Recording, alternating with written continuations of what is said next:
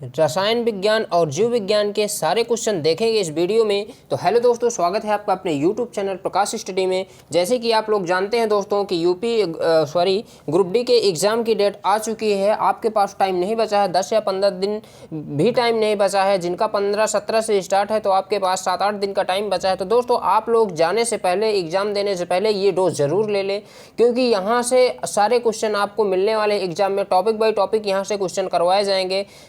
ठीक है, तो दोस्तों सबसे पहले परमाणु के बारे में जान लेते हैं। दोस्तों आप लोग इसको स्पीड बढ़ा के देख सकते हैं, क्योंकि यह मोस्ट इंपॉर्टेंट टॉपिक मैंने लिया है। आप लोग घटना चक्र के बारे में जानते हैं कि यूपीएससी, पीसीएस, ये बड़े बड़े एग्जामों में घटना चक्र मतलब पुस्तकें बनाई जाती हैं, और इसमें जो क्वेश्चन है प्रीवियस क्वेश्चन पूरे रखे होते हैं, और ये क्वेश्चन आते हैं। ठीक है, आए हुए क्वेश्चन होते हैं। तो चलो स्टार्ट करते हैं। पहला क्वेश्चन क्या है कि परमाणु का अवयव है। परमाणु किसका? प्रोटॉन और न्यूट्रॉन का अवयव है। आणविक संरचना के बारे में कथन सही है। कौन सा? प्रोटॉन न्यूट्रॉन और न्यूक्लियस में होते हैं तथा इलेक्ट्रॉन न्यूक्लियस इर्द गिर्द चक्कर लगाते रहते हैं। इलेक्ट्रॉन प्रोटॉन और फोटॉन वह अणु है, अणु का भाग है। किसका दोस्तों? फोटॉन का। खनिज, यौगिक, खनिज मिश्रण तथा प्राकृतिक तत्व में से ही प्रकार के परमाणु मिलता है। किस प्रकार के दोस्तों? प्राकृतिक तत्व के प्रकार के परमाणु मिलता है। फिर नेक्स्ट क्वेश्चन कह रहा है परमाणुविक नाभिक होता है। परमाणुविक नाभिक रदरफोर्ड होता है। परमाणुविक नाभिक रदरफोर्ड होता है।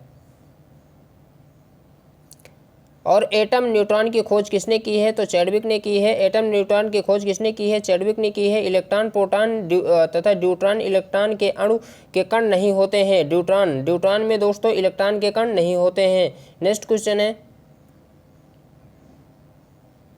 नेक्स्ट है कह रहा इलेक्ट्रॉन पॉजिट्रॉन और प्रोटॉन न्यूट्रॉन और फोटॉन इलेक्ट्रॉन, इलेक्ट्रॉन और न्यूट्रियो में से एक अणु प्रतिकण युग्म है। तो दोस्तों इसमें इलेक्ट्रॉन और पॉजिट्रॉन प्रतिकण युग्म है। ठीक है, इलेक्ट्रॉन पॉजिट्रॉन, प्रोटॉन न्यूट्रॉन और प्रोटॉन इलेक्ट्रॉन तथा इलेक्ट्रॉन न्यूट्रियो में एक कण प्रतिकण युग्म है। तो ये दोस्तों इलेक्ट्रॉन पॉजिट्रॉन है। ठीक है, प्रतिकण युग्म। फिर नेक्स्ट है अल्फा कण के 2 धन आवेश होते हैं। इनका द्रव्यमान लगभग किसके बराबर होता है? ये दोस्तों हीलियम के परमाणु के बराबर होता है।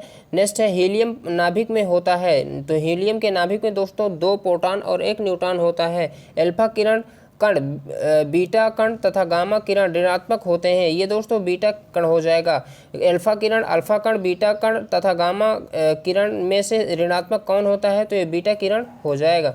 नेक्स्ट क्वेश्चन है, ये सेक्शन दोस्तों पूरा कंप्लीट देख लीजिएगा आप, वहाँ सारे क्वेश्चन मिल जाएंगे। शून्य में दोस्तों जो विशिष्टता होती है तो इसके कण क्या है? न्यूट्रॉन है।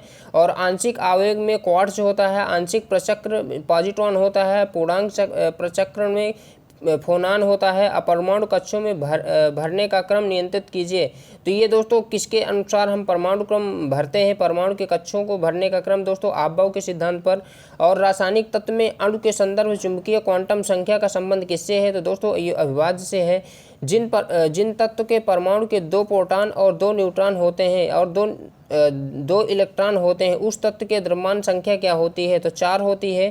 ठीक है, नेक्स्ट क्वेश्चन है परमाणु जिसमें प्रोटॉनों की संख्या समान और न्यूट्रॉनों की संख्या भिन्न भिन्न होती है, उसे क्या कहते हैं? उसे दोस्तों आइसोटोप या समस्थानिक। इसी इंग्लिश जरूर याद कर लीजिए। ठीक है, नेक्स्ट है समस्थानिक होते हैं किसी एक तत्व के परमाणु जिनका परमाणु भार भिन्न भिन्न होता है और परमाणु क्रमांक समान होता है। तो दोस्तों अभी अगर याद कैसे करना है, जिसमें समस सा आ रहा है तो उसमें परमाणु संख्या समान होगी और परमाणु भार भिन्न होगी। समस्थानिक में आपका समस्थानिक हो जाएगा, उसमें आप लोग देख पा रहे हैं संभारिक होता है दूसरा, तो इसमें भार भिन्न भिन्न होते हैं। ठीक है, यानी उसमें भार आ जाता है पहले से संभारिक में, और समस्थानिक में पहले सा आ जाता है। अब दोस्तों हम लोग देखेंगे यहाँ पे जो रासायनिक परिवर्तन से संबंधित क्वेश्चन है, मोस्ट इंपॉर्टेंट है। इसमें कह रहा है परमाणु के नाभिक में आइसोटोप वह नाभिक है जिसमें प्रोटॉनों की संख्या वही है। ठीक है, यानी परमाणु क्रमांक की संख्या वही है परंतु न्यूट्रॉनों की संख्या भिन्न भिन्न होती है, उसे क्या कहते हैं? आइसोटोप। सम न्यूट्रॉनिक क्या होता है? जिसमें न्यूट्रॉनों की संख्या समान होती है दोस्तों, उसे सम न्यूट्रॉनिक बोलते हैं। जैसे C6 14 और N 15 और ऑक्सीजन का 16, यानी इनका परमाणु क्रमांक क्या है दोस्तों, 6 दूनी 12 14 होता है, इसका ऑक्सीजन का 16 होता है। ठीक है, फिर इसमें कह रहा है रेडियो एक्टिविटी मापी जाती है, तो जिसमें दोस्तों गाइगर काउंटर से मापी जाती है। फिर है रेडियो एक्टिविटी का आविष्कार किसने किया, तो बैकलर ने किया है। ठीक है, नेक्स्ट क्वेश्चन है भौतिक परिवर्तन का उदाहरण है पानी में चीनी का घुलना, जल का वाष्प में परिवर्तन होता है, तो भौतिक परिवर्तन होता है। रासायनिक परिवर्तन का उदाहरण है सब्जियों को पकाने पर उसका मुलायम हो जाना। ठीक है दोस्तों, भौतिक परिवर्तन वो होता है जैसे कह रहा है कि पानी से चीनी का घुलना, पानी में चीनी घुल जाती है लेकिन दोबारा आप लोग उसको क्या कर सकते हैं, मतलब जैसे ही वाष्पीकृत हो जाएगा तो चीनी आपकी बच जाएगी, यानी रासायनिक वो चेंजमेंट नहीं होता है, यानी आप लोग चीनी को नहीं प्राप्त कर सकते हैं उसी तरह। ठीक है, तो अब जैसे जल का वाष्पीकरण होना, तो जैसे भौतिक परिवर्तन हो गया, जल वाष्पित हो गया, अगर उठ जाएगा जल। ठीक है, अब जैसे रासायनिक परिवर्तन में दिया है कि सब्जियों को पकाने पर मुलायम हो जाना, तो सब्जियां जब हम लोग पका देते हैं तो मुलायम हो जाती हैं। अब मुलायम को हम कठोर नहीं कर सकते हैं गाइस। ठीक है, तो यानी अब मेरे कहने का तात्पर्य ये है कि रासायनिक परिवर्तन वो होता है जो दूसरी चीज़ बन जाती है, उससे वो पुनः पहले वाली चीज़ हम नहीं बना सकते हैं। ठीक है, नेक्स्ट क्वेश्चन है, नेक्स्ट क्वेश्चन क्या है, नेक्स्ट क्वेश्चन में है दोस्तों रासायनिक परिवर्तन उदाहरण दूध का आस्कंदन है उच्चतम तापमानों पर रासायनिक अभिक्रिया की तीव्रता क्या होती है, मतलब कथन फर्स्ट दिए हैं, फिर उच्चतम तापमानों की आणविक गति और दूर हो जाती है। तो दोस्तों इसका ए और आर दोनों सही हैं, लेकिन आर ए की सही स्पष्टीकरण नहीं है। ऐसे ही क्वेश्चन ग्रुप डी में पूछे जाते हैं प्रेजेंट में, ये ट्रेंडिंग टॉपिक है। नेक्स्ट क्वेश्चन है पाश्चुराइजेशन एक प्रक्रिया है जिसमें दूध को पहले बहुत देर तक गर्म किया जाता है और निश्चित समय में अचानक ठंडा कर लिया जाता है, उसे कहते हैं पाश्चुराइजेशन प्रक्रिया है। दूध को पहले बहुत देर तक गर्म किया जाता है और निश्चित समय के अचानक ठंडा कर लिया जाता है, पाश्चुराइजेशन कहलाता है।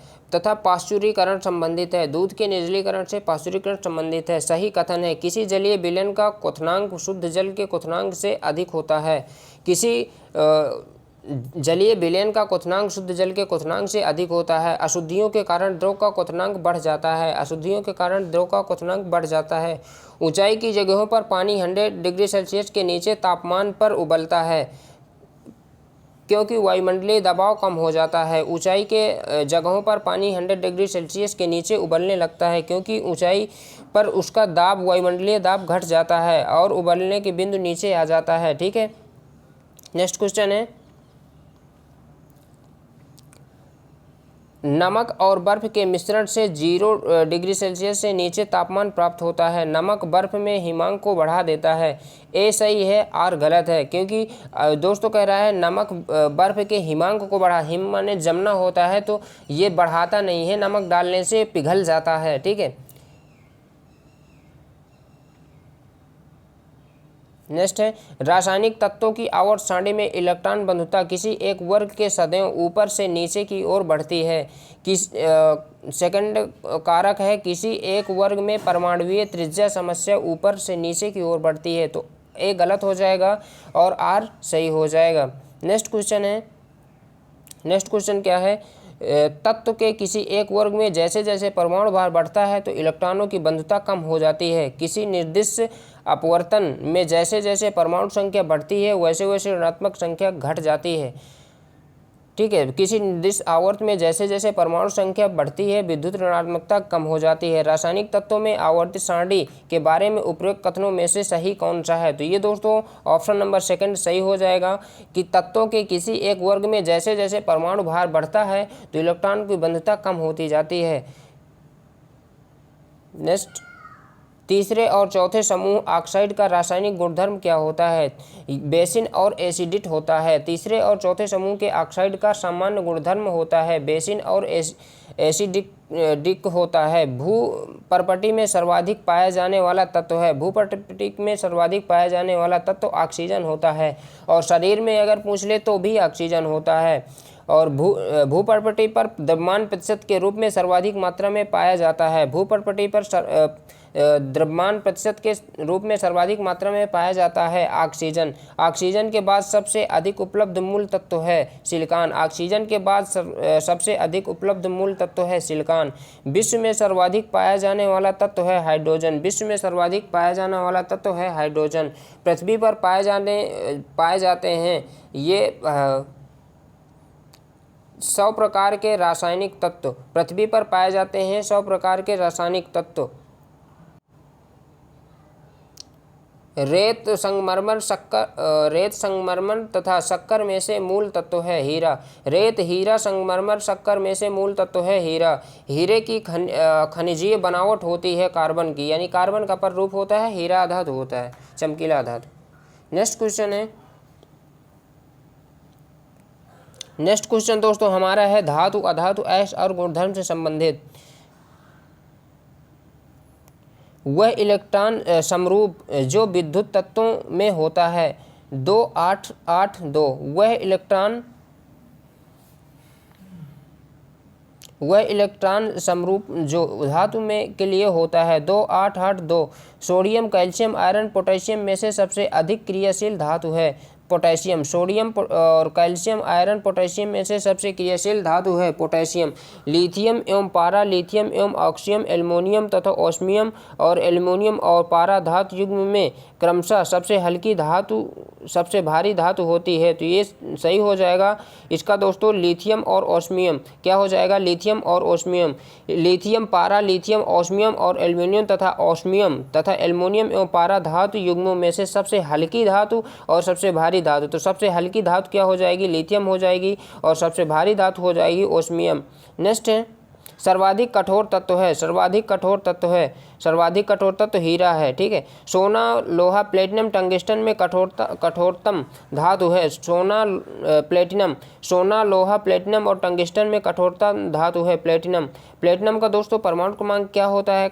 ये दोस्तों इसका होता है 78 होता है। रंगडम, टंगस्टन, कास्ट आयरन तथा नाइक्रोम में से वह पदार्थ जो कठोरता या बहुतन होता है। कार्बोंडम तथा टंगस्टन, कास्ट आयरन, नाइक्रोम में से वह पदार्थ जो बहुत कठोर तन होता है नाइक्रोम। नेक्स्ट है सबसे भारी प्राकृतिक तत्व है यूरेनियम। सबसे भारी प्राकृतिक तत्व है यूरेनियम। तांबा, यूरेनियम, एल्युमिनियम और चांदी के सबसे भारी धातु है ये है यूरेनियम। तांबा, यूरेनियम, एल्युमिनियम, चांदी और सबसे भारी धातु है यूरेनियम। मोती की रासायनिक संरचना होती है कैल्शियम कार्बोनेट की। मोती की रासायनिक संरचना होती है कैल्शियम कार्बोनेट की। मोती के मुख्य अवयव हैं एरागोइट और कोचियोचिन। मोती के मुख्य अवयव हैं एरागोइन एंड कोचियोलिन। नेक्स्ट क्वेश्चन है मार्डिक और नीलम रासायनिक रूप से जाने जाते हैं ये एल्युमिनियम और ऑक्साइड के रूप में। मार्डिक, नीलम और रासायनिक रूप से जाने जाते हैं एल्युमिनियम और ऑक्साइड के रूप में। कथन है सोडियम धातु के संलयन किरोसिन में होता है। सोडियम धातु का संलयन किरोसिन में होता है। धातु सोडियम वायु प्रभव होने पर गल जाती है। ये ए सही है और आर गलत है, क्योंकि जब सोडियम को हम केरोसिन में रखते हैं तो गलती नहीं है। नेक्स्ट है आजकल सड़क की रोशनी पीले लैंप बहुतायत प्रयुक्त हो रहे हैं। इन लैंप में उपयोग किया जाता है सोडियम। आजकल सड़क की रोशनी में पीले लैंप बहुतायत में प्रयुक्त हो रहे हैं, इसमें यूज किया जाता है सोडियम। सोडियम वॉश लैंप प्रायः सड़क प्रकाश के लिए प्रयुक्त होते हैं क्योंकि इनका प्रकाश एक वर्णी है और पानी के बूंदों से गुजरने पर विभक्त नहीं होता है। सोडियम वॉश लैंप प्रायः सड़क के प्रकाश के लिए प्रयुक्त होते हैं क्योंकि इसका प्रकाश एक वर्णी है और पानी के बूंदों से गुजरने पर विभक्त नहीं होता है। प्रदीप्त नली में सर्वाधिक सामान्य प्रयोग होने वाली वस्तु पारा, वाष्प और आर्गन। प्रदीप्त नली में सर्वाधिक सामान्यतः प्रयोग होने वाली वस्तु पारा और वाष्प आर्गन। नेक्स्ट क्वेश्चन क्या है? नेक्स्ट क्वेश्चन है दोस्तों एल्युमिनियम, सोना, क्रोमियम, जस्ता से स्वतंत्र अवस्था में पाई जाती है। एल्युमिनियम, सोना, क्रोमियम, जस्ता में स्वतंत्र अवस्था में पाई जाती है सोना। सोने को घोला जा सकता है, सोने को घोला जा सकता है अम्लराज में, सोने को घोला जा सकता है अम्लराज में। और शुद्ध सोना होता है 24 कैरेट का, शुद्ध सोना होता है 24 कैरेट का। अति मुलायम खनिज टाल्क सोप स्टोन मुख्यतः है मैग्नीशियम सिलिकेट का, अति मुलायम खनिज टाल्क सोप स्टोन होता है मैग्नीशियम सिलिकेट का। नेक्स्ट क्वेश्चन है, चूना पत्थर का रासायनिक नाम है कैल्शियम कार्बोनेट, चूना पत्थर का रासायनिक नाम है कैल्शियम कार्बोनेट। नेक्स्ट क्वेश्चन देखते हैं, प्लास्टर ऑफ पेरिस रासायनिक रूप है calcium sulphate, plaster of Paris का रासायनिक रूप है कैल्शियम सल्फेट। और प्लास्टर ऑफ पेरिस का सूत्र होता है CaSO4 half H2O, plaster of Paris का सूत्र होता है CaSO4 हाफ H2O। डॉक्टर कलाकार मूर्तिकार कैल्शियम सल्फेट का प्रयोग करते हैं जिसका लोकप्रिय नाम है प्लास्टर ऑफ पेरिस। डॉक्टर कलाकार मूर्तिकला कैल्शियम सल्फेट का उपयोग करते हैं, उसका लोकप्रिय नाम है plaster of Paris. Monazite x है किसका, थोरियम का, मोनाजाइट एक्स है थोरियम का। माइका उष्मा चालक विद्युत कुचालक होता है, माइका उष्मा का चालक और विद्युत का कुचालक होता है। लोहे और इस्पात के खिलौने, ग्लास और कुम्हारी और वैद्युत में से वह उद्योग जिसमें अभ्रक कच्चे माल के रूप में प्रयुक्त होता है वैद्युत। लोहा और इस्पात खिलौने, ग्लास, कुम्हारी तथा वैद्युत में से वह उद्योग जिसमें अभ्रक कच्चे माल के रूप में प्रयुक्त होता है उसे वैद्युत कहते हैं। पारा पानी ईथर बेंजीन द्रवों में से ऊष्मा का बहुत अच्छा चालक है, पारा पानी ईथर बेंजीन द्रवों में से ऊष्मा का सबसे अच्छा चालक है पारा। जल पारा बेंजीन चमड़े में से ऊष्मा का सर्वाधिक उत्तल चालक है पारा। जल पारा बेंजीन चमड़ा में से ऊष्मा का सर्वाधिक उत्तम चालक है पारा। सीसा पारा निकेल टिन धातु में सामान्यतः द्रव है पारा। सीसा पारा निकेल और टिन धातु में सामान्यतः द्रव है पारा।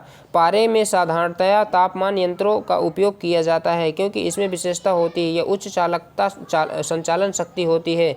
पारे के साधारणतया तापमापी यंत्रों में से उपयोग किया जाता है क्योंकि इसका विशेषता उच्च संचालन शक्ति की होती है। Iron lead magnesium, iron lead magnesium aluminium में से जल के साथ बिल्कुल अभिक्रिया नहीं करता है। आयरन लेड ठीक है, लेड अभिक्रिया नहीं करता है। आयरन लेड मैग्नीशियम एल्युमिनियम में जल के साथ बिल्कुल अभिक्रिया नहीं करता है। लेड जब कोई प्रतिक्रिया नहीं करती है तब भाप गुजरती है तांबे के ऊपर से, जब कोई प्रतिक्रिया नहीं होती है तो भाप गुजरती है तांबे के ऊपर से। लोहे द्वारा प्राप्त किया जाता है हेमेटाइट, लोहे द्वारा प्राप्त किया जाता है हेमेटाइट। मिलान करना है, कह रहा है ऊष्मा तथा विद्युत का सर्वोत्तम चालक है चांदी। ऊष्मा और विद्युत का सर्वोत्तम चालक है चांदी। सबसे अधिक मात्रा में पाई जाने वाली धातु है एल्युमिनियम, सबसे अधिक मात्रा में पाई जाने वाली धातु है एल्युमिनियम।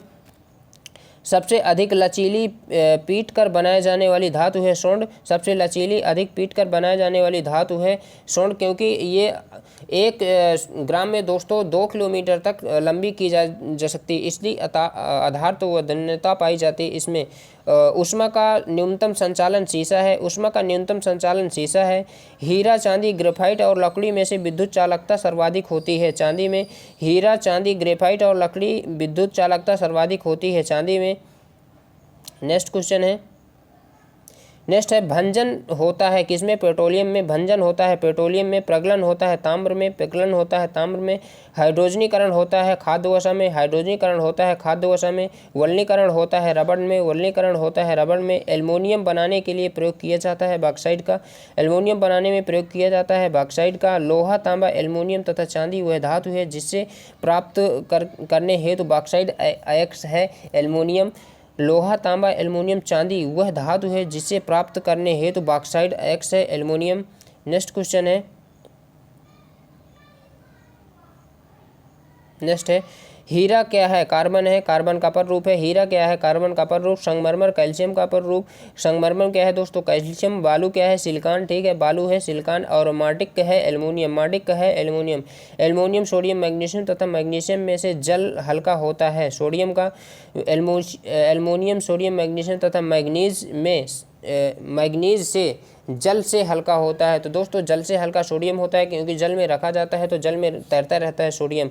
इस्पात पारा, इस्पात पारा का घनत्व अवरोही क्रम में सही अनुक्रम है। इस्पात पारा सोना पारा और इस्पात। इस्पात, पारा, सोना, घनत्व अवरोही क्रम में सही है, तो सोना, पारा और इस्पात हो जाएगा।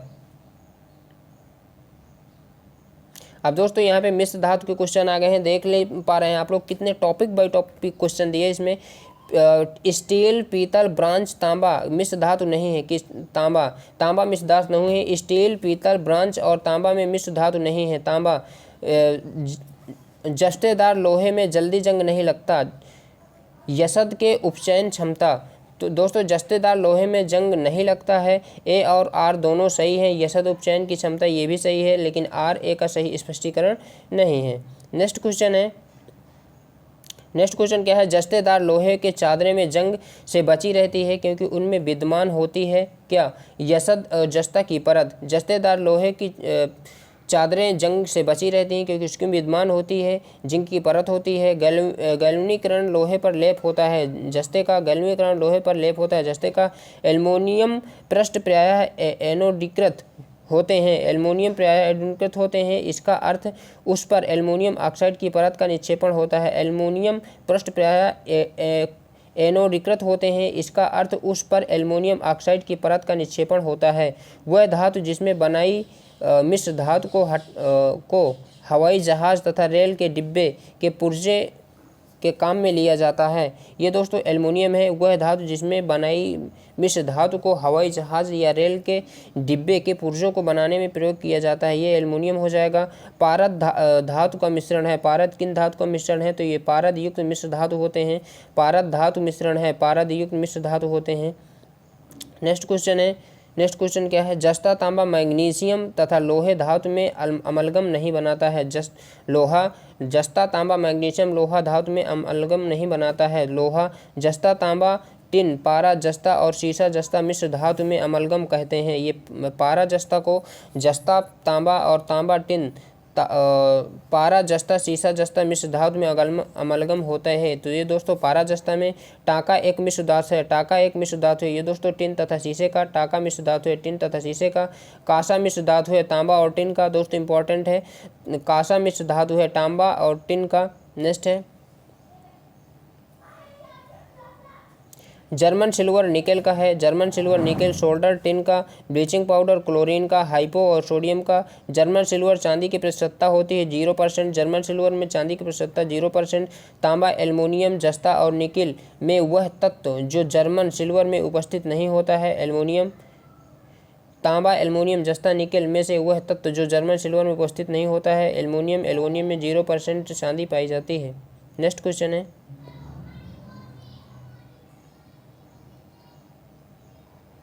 नेक्स्ट है पीतल, कांसा, जर्मन सिल्वर और गन मेटल में तांबे की मात्रा अधिकतम होती है। कांसा में, पीतल, कांसा, जर्मन सिल्वर में तांबे की मात्रा अधिकतम होती है। कांसे में वह धातु जो पीतल, कांस्य, जर्मन सिल्वर इन सभी उभय घटकों के रूप में विद्यमान होता है। तांबा वह धातु जो पीतल, कांस्य और जर्मन सिल्वर इन सभी उभय घटकों में से विद्यमान होता है। तांबा पीतल मिश्र धातु है, तांबा और जस्ता का। पीतल मिश्र धातु है, तांबा और जस्ता का। याद कर सकते हैं पिताजी ट्रिक, ठीक है। पीतल, तांबा, जस्ते मिश्र धातु हैं, ठीक है। मैग्नेटाइट, एल्युमिनियम सबसे अधिक महत्वपूर्ण एक्स है। फिर मैग्नेटाइट, एल्युमिनियम सबसे महत्वपूर्ण एक्स है तथा पारदित सम्मिलित हुए पदार्थ हैं जिसमें पारा अनिवार्यता सम्मिलित होता है। फोटोग्राफी में मौजूद नाइट्रोजन युक्त होने वाला अनिवार्य रसायन इनमें कौन कौन से सही हैं, तो इसमें दोस्तों पहला और तीसरा हमारा सही हो जाएगा, यानी पीतल, तांबा, जस्ते। पीतल जो है तांबा और जस्ते का मिश्र धातु है और पारदिक सम्मिश्रण वे पदार्थ हैं जिनमें पारा अनिवार्य सम्मिलित होता है। नेक्स्ट क्वेश्चन क्या है, पीतल का रंग हवा में क्या होता है। पीतल का रंग हवा में फीका पड़ जाता है, किसके कारण, ये हाइड्रोजन सल्फाइड की उपस्थिति के कारण। पीतल का रंग हवा में फीका पड़ जाता है हाइड्रोजन सल्फाइड की उपस्थिति के कारण। मिश्र धातु में जिस पदार्थ में संयोग का निष्कलंक इस्पात तथा स्टेनलेस स्टील अनुचुंबकीय हो जाता है वह है निकेल। मिश्र धातु जिस पदार्थ के संयोग से निष्कलन इस्पात या अनुचुंबकीय हो जाता है वह है निकेल, ठीक है। स्टील की कठोरता प्रदान करने के लिए बढ़ाई जाती है कार्बन की मात्रा। स्टील की कठोरता प्रदान करने के लिए किसकी मात्रा बढ़ाई जाती है, ये है दोस्तों कार्बन की मात्रा। नेक्स्ट क्वेश्चन है, वह तत्व जो लोहे के साथ वह तत्व जो लोहे के साथ मिश्रण होने के इस्पात बनाता है, जो उच्च ताप या प्रतिरोध कर सकता है और उसके उच्च कठोरता तथा अवर्धन प्रतिरोधकता होती है। ये दोस्तों क्रोमियम होता है। जंग रहित लोहा बनाने में प्रयुक्त होने वाला महत्वपूर्ण धातु क्रोमियम। जंग रहित लोहा बनाने में प्रयुक्त होने वाला धातु क्रोमियम है। स्टील के स्टेनलेस स्टील प्राप्त करने के लिए कुछ तत्वों को मिलाकर और उसे अधिक संशोधित किया जाता है। उस तत्व को कार्य के रूप में नहीं लिया जाता। किसके दोस्तों? ये दोस्तों कह रहा है सिलिकॉन। ठीक है, कह रहा है स्टील से स्टेनलेस स्टील प्राप्त करने के लिए उसके कुछ तत्वों को मिलाकर उसे और अधिक संशोधित किया जाता है। वह तत्व जो उस कार्य के लिए प्रयुक्त नहीं किया जाता है सिलिकॉन। धब्बा रहित लोहा बनाने में लोहे के साथ प्रयुक्त होने वाले महत्वपूर्ण धातु क्रोमियम। धब्बा रहित लोहा बनाने के लिए लोहे के साथ प्रयुक्त होने वाली धातु है क्रोमियम। स्टेनलेस स्टील मिश्र धातु है किसकी? लोहा और क्रोमियम मैग्नीशियम कार्बन की। स्टेनलेस स्टील मिश्र धातु है लोहा, क्रोमियम, मैग्नीशियम और कार्बन की। नेक्स्ट क्वेश्चन है,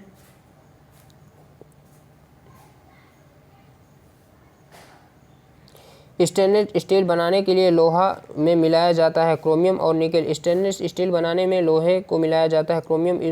स्टील में होता है 0.1% से 2% कार्बन। स्टील में 0.1% से 2% कार्बन होता है। जंग लगने से लोहे का भार बढ़ जाता है। जंग लगने से लोहे का भार बढ़ जाता है। नेक्स्ट क्वेश्चन है, अब दोस्तों अधातु से जितने भी इंपॉर्टेंट क्वेश्चन बनेंगे तो अधातु के क्वेश्चन हम लोग डिस्कस करेंगे। ठीक है, तो दोस्तों वीडियो को लाइक शेयर जरूर कर दिया करिए। नेक्स्ट है, हाइड्रोजन और कार्बन नाइट्रोजन ऑक्सीजन के तत्व में सर्वाधिक यौगिक निर्माण करता है। हाइड्रोजन और कार्बन नाइट्रोजन ऑक्सीजन तत्वों में से सर्वाधिक यौगिक का निर्माण कार्बन करता है। हीरा ग्रेफाइट कोयला में से कार्बन है सभी। दोस्तों हीरा ग्रेफाइट कोयला में से कार्बन है सभी ये कार्बन ही हैं, कार्बन के अपर रूप में। ठीक है, केओलार, लेक्सान तथा ग्रेफीन तथा स्पाइडर सिल्क में से केवल कार्बन से बना है। ग्रेफीन, केओलार, लेक्सान, ग्रेफीन, स्पाइडर सिल्क में से केवल कार्बन से बना है। क्या? ग्रेफीन। हीरा ग्रेफाइट ऑक्सोकार्बन्स तथा फुलेरीन में से कार्बन के अपर रूप हैं, अपर रूप नहीं हैं। ये दोस्तों ऑक्सो कार्बन हो जाएगा। हीरा ग्रेफाइट ऑक्सोकार्बन, फुलरीन में से कार्बन के अपर रूप नहीं है तो ऑक्सो कार्बन हो जाएगा। पेंसिल का लेड होता है ग्रेफाइट का, पेंसिल का लेड होता है ग्रेफाइट का।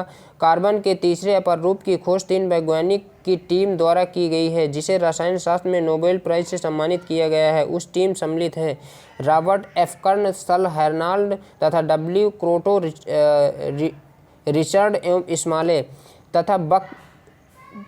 तीसरे अपर रूप की खोज 3 वैज्ञानिक की टीम ने मिलकर किया है। रसायन शास्त्र में नोबेल पुरस्कार भी प्राप्त किया है। उनका नाम है रॉबर्ट एल कर्न, सर हेराल्ड डब्ल्यू तथा क्रोटो तथा रिचर्ड स्माले। बकमिंस्टर फुलरीन है। ये दोस्तों कार्बन यौगिक के एक अपर रूप हैं। कार्बन यौगिक के अपर रूप 60 कार्बन परमाणु हैं का गुच्छ होता है, जो परमाणु के